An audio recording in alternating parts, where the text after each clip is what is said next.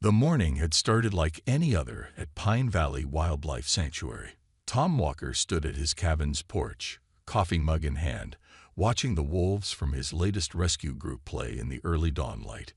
20 years of working with wildlife had taught him to notice the smallest changes in animal behavior, but nothing could have prepared him for what this day would bring.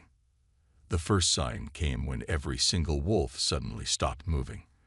Their ears perked up, noses pointed to the sky, and a strange silence fell over the sanctuary. Even the morning birds had gone quiet. Tom felt it too. A slight vibration in the air, like the moment before a massive storm. That's when the sky changed.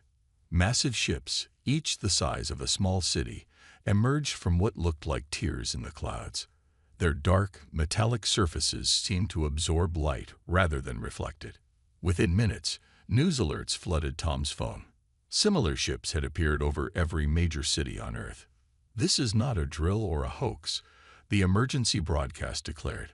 "Unknown vessels have been detected in Earth's orbit and major airspace. Please remain calm and stay tuned for further information." Tom watched as his wolves huddled together, their behavior unlike anything he'd seen before. The alpha male, a gray wolf he'd rescued from a logging accident, stared directly at him with an intensity that sent chills down his spine. The global broadcast that followed would forever change human history. "People of Earth," the message began, transmitted in every known human language simultaneously. "We are the coalition of advanced species. We have observed your planet for decades and have reached an unanimous decision. Your species has proven itself to be a parasitic influence on this world's biosphere. You consume without regard, destroy without purpose, and multiply without control." Tom's hands tightened around his coffee mug as the alien voice continued. "We have determined that the only way to preserve this unique world is to remove the human element.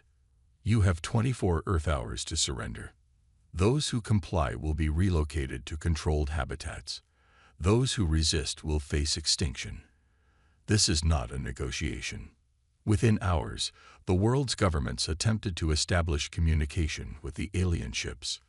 Military forces worldwide were placed on high alert, but early attempts to approach the vessels were met with technology that simply disabled any human craft that came too close. As global panic spread, Tom noticed something strange at the sanctuary. The wolves had organized themselves differently, with the younger ones running patrol patterns while the older ones gathered near his cabin. Other wildlife began to emerge from the forest: deer, bears, and even birds, all behaving in unexplainable ways.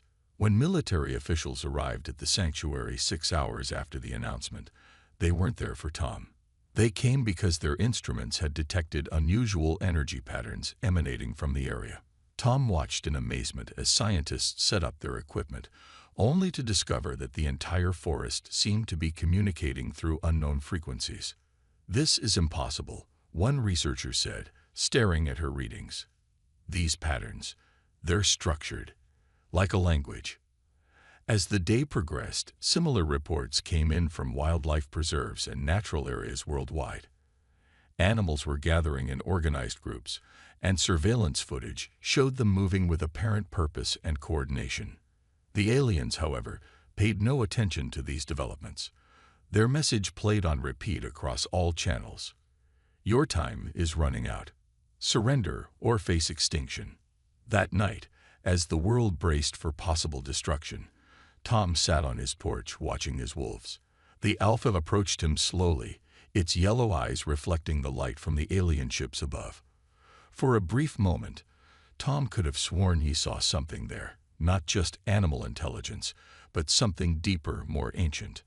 "We're not alone in this fight, are we?" he whispered. The wolf's low growl seemed to resonate with the very earth beneath them. In the distance, a chorus of howls rose from the forest, joined by the calls of countless other species. It wasn't just noise. It was a response, a warning. The aliens had made a crucial mistake. They had judged Earth only by its human inhabitants, completely ignoring the complex web of life that had evolved alongside humanity. They were about to learn that Earth's biosphere wasn't just a passive environment waiting to be saved.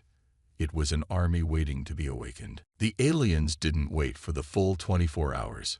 Their attack began at dawn, just 18 hours after their ultimatum. Green beams of light shot down from their ships, sweeping across cities worldwide. Where the beams touched, humans fell ill within seconds, but strangely, no animals were affected. Tom watched the news from his sanctuary's main office, his face grim. The alien ships had released thousands of smaller craft, each about the size of a bus. These vessels moved methodically across the landscape, herding humans like cattle. The bioweapon appears to target human DNA specifically, as scientists explained on the emergency broadcast. It causes extreme weakness and the broadcast cut off abruptly. Outside Tom's window, the sanctuary had become a refuge. Dozens of local families had flowed into the forest during the night, and the strange thing was, the wolves were letting them through. Not only letting them, but guiding them to safe spots. "They're coming this way," said Bill, a local ranger who had joined them at the sanctuary. He pointed to his radar screen, showing 3 alien vessels approaching their valley. Tom rushed outside. The morning fog hung low over the trees, but he could hear the alien ships before he saw them, a low hum that made his teeth vibrate. What happened next left him speechless. As the alien vessels appeared over the tree line, the entire forest erupted into action. Birds of every species took to the sky in organized formations.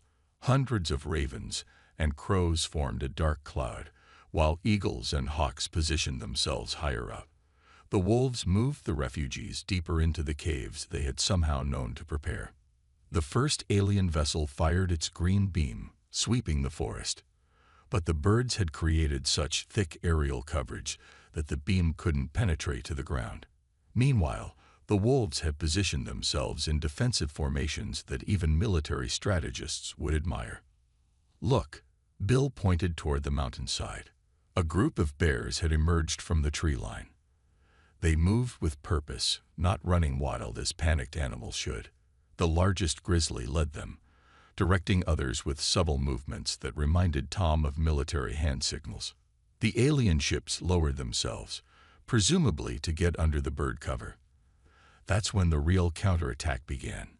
Eagles and hawks dove at incredible speeds, striking the ship's sensor arrays with precision. Wolves moved in coordinated packs, herding the humans away from danger while simultaneously creating confusion for the alien targeting systems. Even the deer played their part, using their speed and agility to draw alien fire away from escaping humans. "They're protecting us," Tom whispered, watching in awe as a bear literally caught a falling child who had stumbled during the evacuation, gently setting her back on her feet. Similar reports flooded in from around the world. In Africa, elephants were forming protective circles around human villages. In the oceans, pods of whales and dolphins were attacking alien watercraft. Even insects were playing their part. Massive swarms of bees and wasps were making it impossible for alien ground forces to operate effectively. But the aliens still had the upper hand in technology. Their ships regrouped, adjusting their tactics. They began using sonic weapons, trying to disperse the animal defenders. However, this proved to be another mistake. The animals seemed to absorb and redirect these sound waves through some unknown means. In the sanctuary, Tom noticed the wolves becoming more organized. The alpha male he had come to trust stood beside him, watching the battle unfold. Other wolves arranged themselves in a pattern that seemed to mirror the positions of the alien ships above. "They're communicating," Bill said, checking his instruments. "These energy readings, it's like they're part of some vast neural network we never knew existed." The day stretched on, and while the aliens managed to capture some humans, their efforts were being frustrated at every turn by Earth's wildlife. What should have been a simple operation of rounding up a primitive species had turned into a complex guerrilla war, with the entire planet's ecosystem acting as one giant resistance force. As night fell, Tom sat in his office, documenting everything he had seen. The wolves had positioned themselves in a perimeter around the sanctuary, taking shifts like trained soldiers. In the sky, Owls replaced the daytime birds, maintaining aerial surveillance. Even the smallest creatures, mice, squirrels, and raccoons, seemed to be running intelligence operations, moving through the darkness with clear purpose. The invasion had begun, but Earth's wildlife had made one thing clear: humanity would not face this threat alone. 3 days into the invasion, the aliens discovered that their carefully planned operation had turned into a nightmare. What should have been a simple cleanup of one troublesome species had become a planet-wide resistance, and the first major blow came at a refugee camp in Montana, not far from Tom's sanctuary. The alien commander, tall and silver-skinned, had led a group of soldiers to round up humans hiding in an abandoned school. Their scanners showed 50 humans inside, easy prey, but they hadn't counted on what waited in the shadows. The attack came from all sides at once. Wolves emerged from the darkness, not in a wild charge, but in perfect military formation. The alpha wolf, Tom's trusted friend from the sanctuary, led one flanking group while other packs closed in from different directions. The aliens' energy weapons found no targets as the wolves moved with impossible speed and coordination. Impossible, the alien commander transmitted to his ship. "These are just animals." His message cut short as a massive grizzly bear burst through a wall behind them, scattering the alien soldiers like bowling pins. News of this victory spread quickly through both human and animal networks. Similar reports began pouring in from around the world.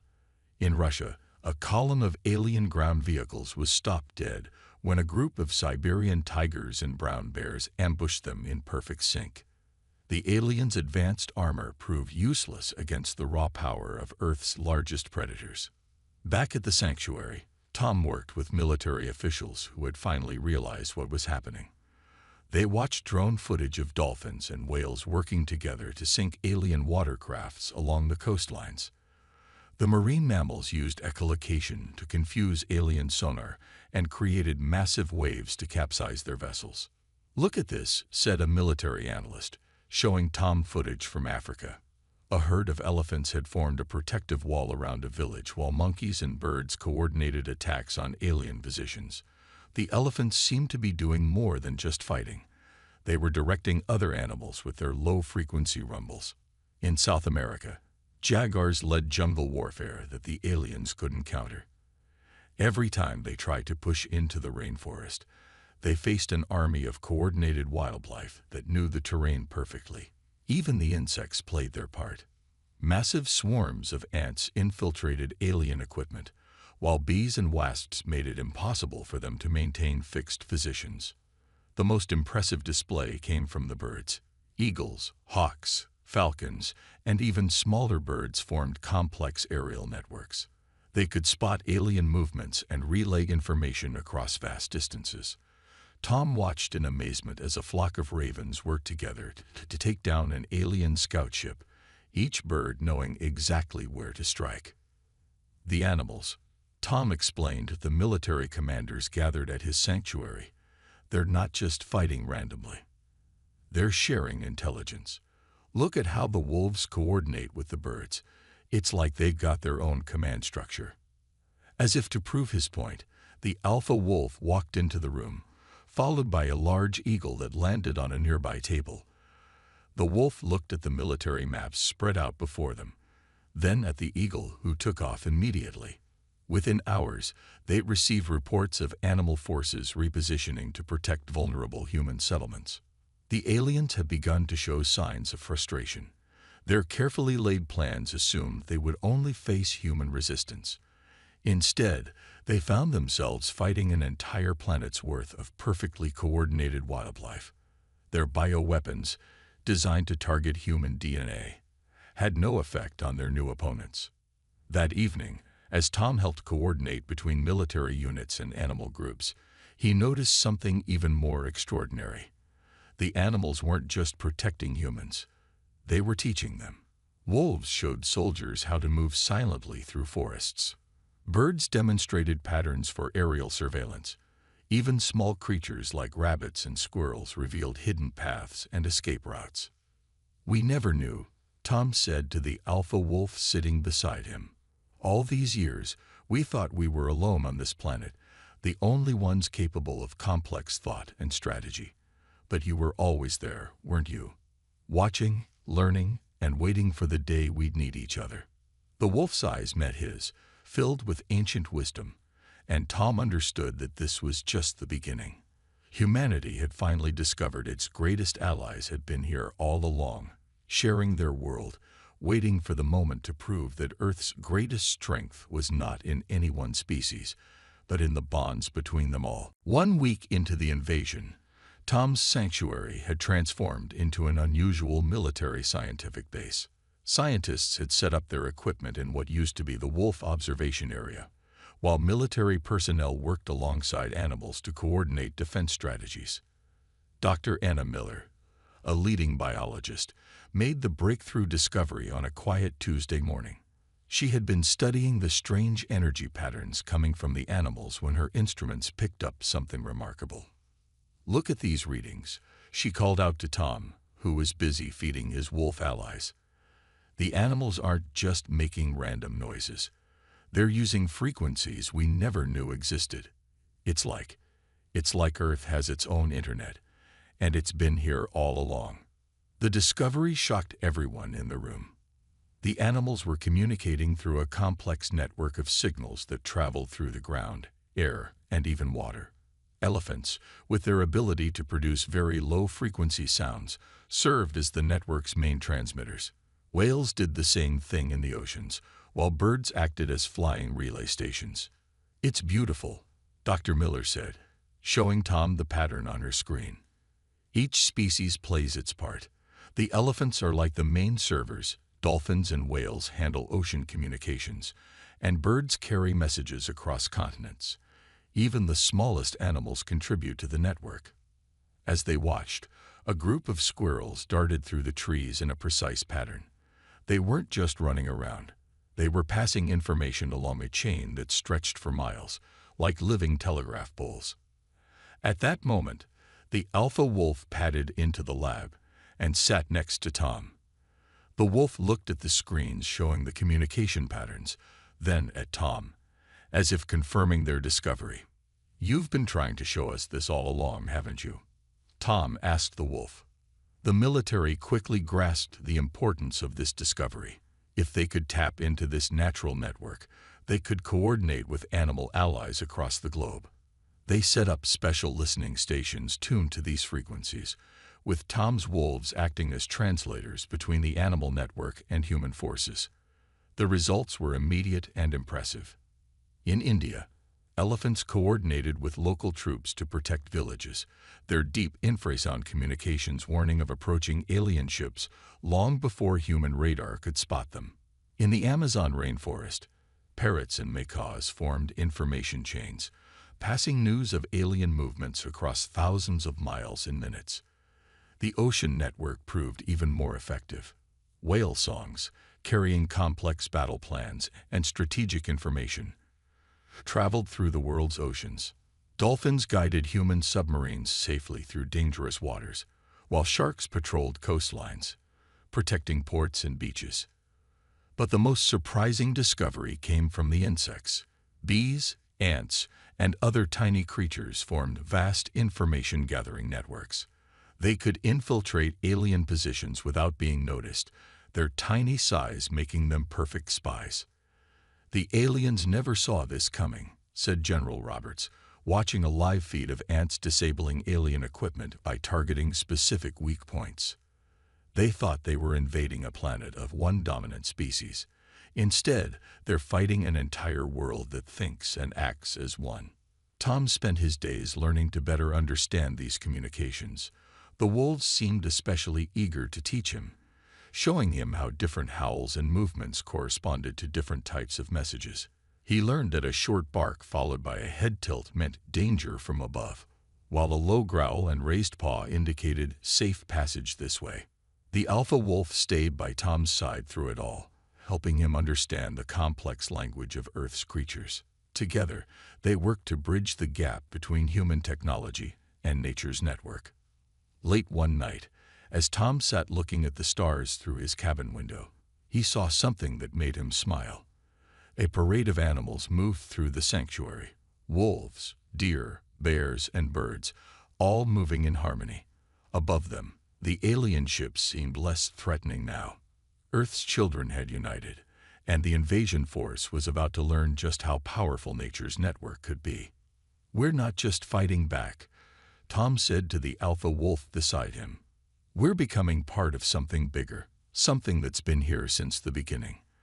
The wolf's tail wagged once, a simple gesture that seemed to say, "Finally, you understand." 2 weeks into the invasion, humanity and Earth's wildlife launched their first coordinated global counterattack.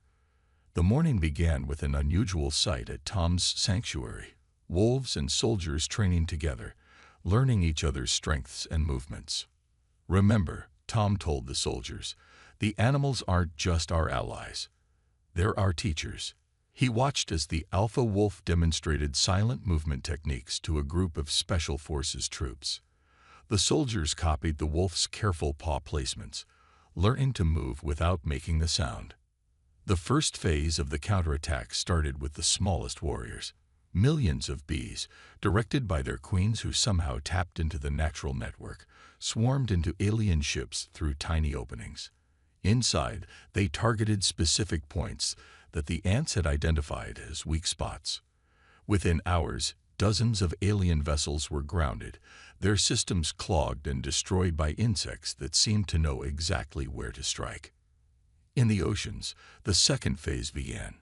Whales led the charge against alien water bases, their powerful songs disrupting alien sonar systems. Dolphins guided human submarines through safe channels, while squids and octopuses disabled underwater alien sensors. Even sharks joined in, their powerful bodies ramming alien underwater vehicles at exactly the right spots to cause maximum damage. "It's working," Dr. Miller shouted, watching the data flow across her screens. The natural network was lighting up with victory signals from around the world. The animals are sharing successful attack strategies instantly across the globe. The third phase brought the birds into action. Massive flocks of migrating birds, their usual patterns turned into attack formations, struck at alien aircraft. Eagles and falcons targeted ship sensors with surgical precision, while smaller birds flew in dense patterns that confused alien targeting systems. But the most impressive coordination happened on the ground. Tom watched through binoculars as wolves and bears led groups of soldiers through the forest. The animals showed humans how to use the terrain, where to hide, and when to strike. In Africa, elephants breached alien ground defenses, creating openings for both human forces and other animals to exploit. The alpha wolf suddenly appeared at Tom's side, making that special growl that meant "follow me." Tom grabbed his radio and followed the wolf to a higher viewpoint. What he saw amazed him. Below, hundreds of animals moved in perfect formation. Deer herds ran interference, drawing alien fire away from attacking bears and wolves. Smaller animals like foxes and raccoons slipped through enemy lines, sabotaging equipment. Even the trees seemed to help, their branches moving in ways that provided cover for the attackers. "This is control," Tom radioed to headquarters. "The forest section is go. Release the birds." On his signal, the sky darkened as thousands of birds took flight. Ravens and crows formed living shields, blocking alien sensors. Hawks and eagles dived like living missiles. Owls, their silent flight making them perfect stealth attackers, struck from unexpected angles. The aliens fought back hard, but they faced an enemy that could adapt instantly. Every time they found a way to counter one type of animal attack, the natural network would immediately share this information, and all animals worldwide would change their tactics. "They're retreating," someone shouted over the radio. Similar reports came in from around the globe. Alien ships were pulling back, their carefully planned invasion crumbling in the face of Earth's united defense. That evening, as the sun set on their first major victory, Tom sat with the alpha wolf watching more animals arrive at the sanctuary.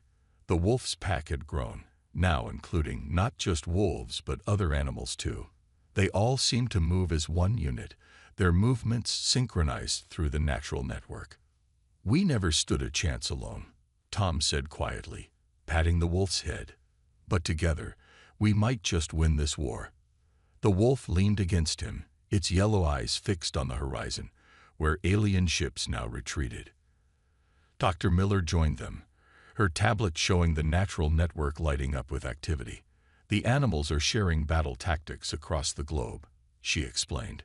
"Each victory, each successful strategy, becomes part of Earth's collective knowledge. We're not just fighting back, we're evolving as a united force." The alpha wolf stood up suddenly, ears perked. In the distance, more alien ships appeared to be falling back. The wolf let out a howl, and hundreds of animal voices joined in, a sound of victory that echoed across the valley. The counterattack had worked, but this was just the beginning. Earth's united forces, human and animal together, were ready for whatever came next. 3 weeks into the war, something unexpected happened at Tom's sanctuary. An alien scout ship, damaged by eagle attacks, made an emergency landing in the clearing. Instead of attacking, the alpha wolf signaled everyone to wait. The ship's door opened slowly. A tall, silver-skinned alien emerged with its hands raised in what appeared to be a universal gesture of peace. Tom noticed it wore different markings from the military aliens. This one appeared to be a scientist. "I am lead researcher first class," the alien spoke through a translation device. "I come seeking understanding, not conflict." The alpha wolf approached the alien, followed by an eagle landing nearby and a bear emerging from the forest. The animals formed a circle that didn't attack. Tom, following their lead, stepped forward. "We've been wrong," the alien continued, looking at the gathered animals with what seemed like wonder. "Completely and utterly wrong about this world." Dr. Miller arrived with her equipment, showing the alien the readings from the natural network. The alien's large eyes widened even further. "This is impossible," it said, studying the data. "Your planet, it's not just a collection of species. It's one giant, living defense system."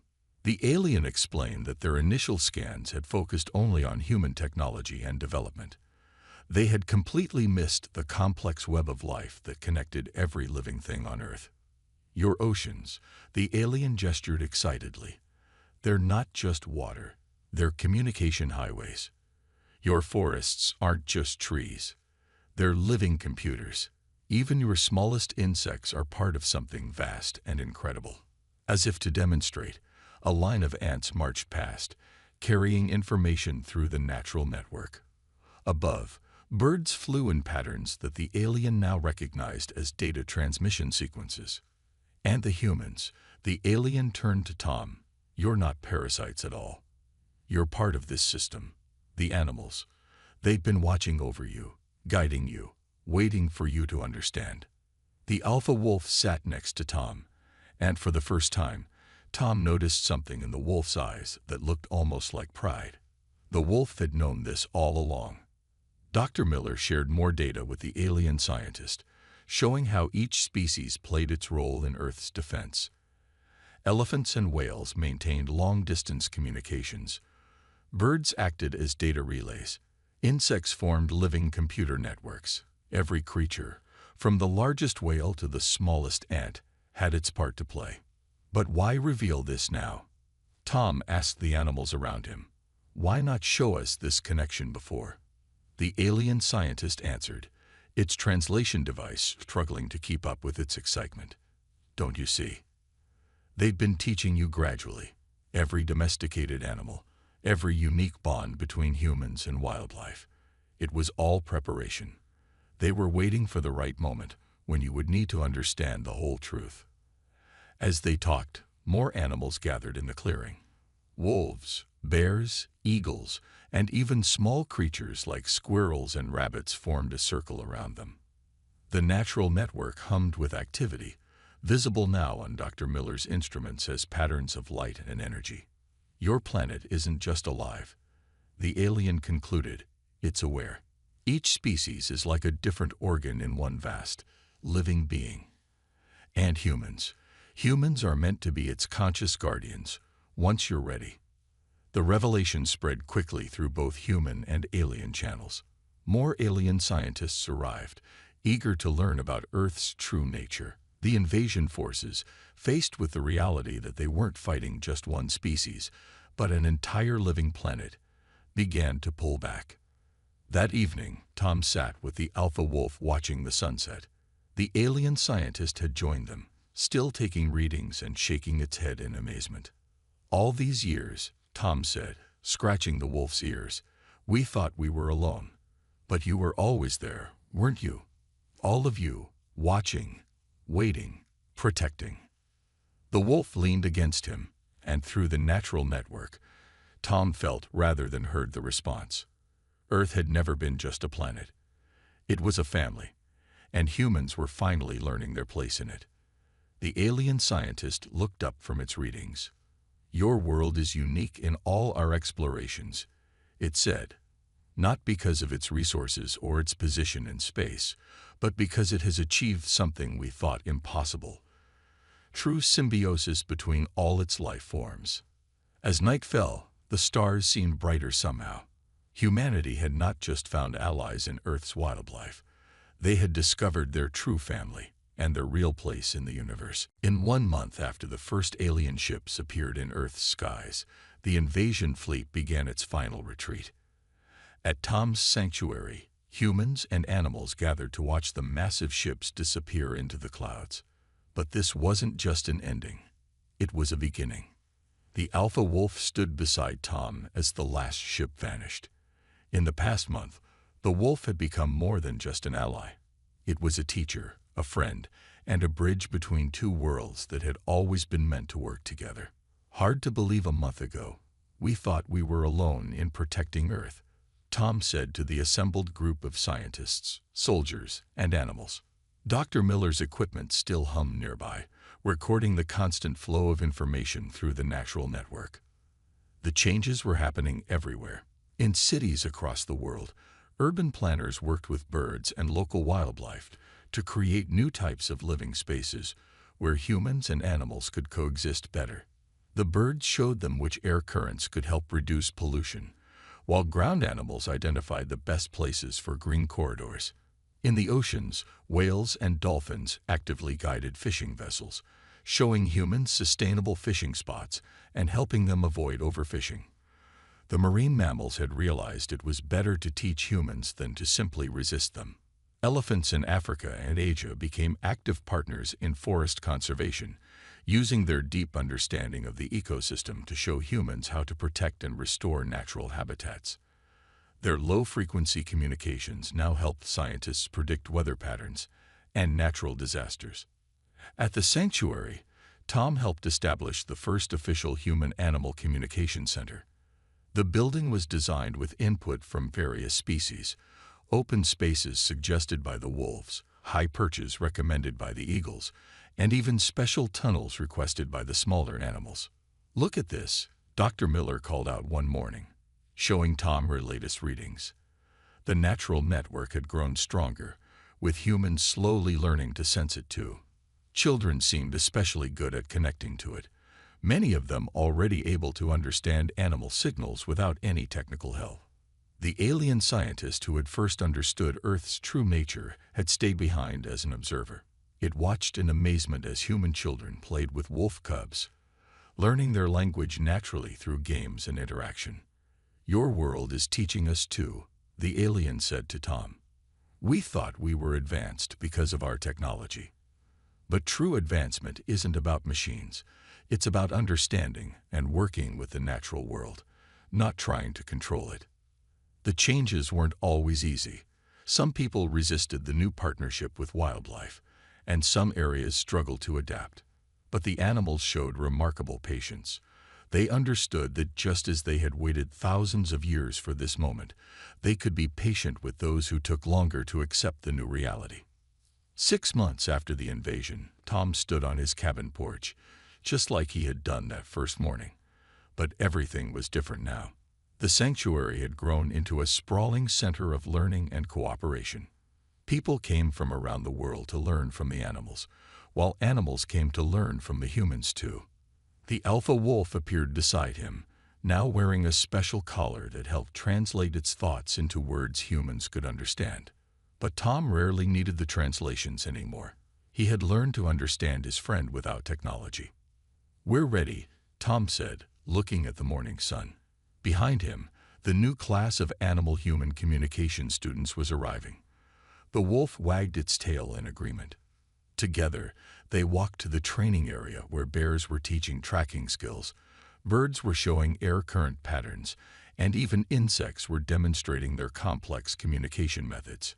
Humans and animals working together, learning from each other, making something entirely new. In the distance, a whale song carried news of healthy ocean patterns, while overhead, birds passed messages across continents. The natural network hummed with activity, but now human voices were part of that song too. "The aliens thought they were coming to save Earth from us," Tom said to the wolf. "Instead, they helped us learn how to truly be part of Earth." The wolf looked up at him, its eyes full of ancient wisdom and new hope. Around them, the sanctuary buzzed with life and purpose. Earth's children, human and animal alike, had found their way home to each other. And together, they were ready for whatever the universe might bring next. As the morning sun rose higher, its light fell on a new sign at the sanctuary entrance, Earth's Wildlife Sanctuary, where all species learn as one. Below it, animals and humans moved together in perfect harmony, writing the first pages of Earth's next great chapter.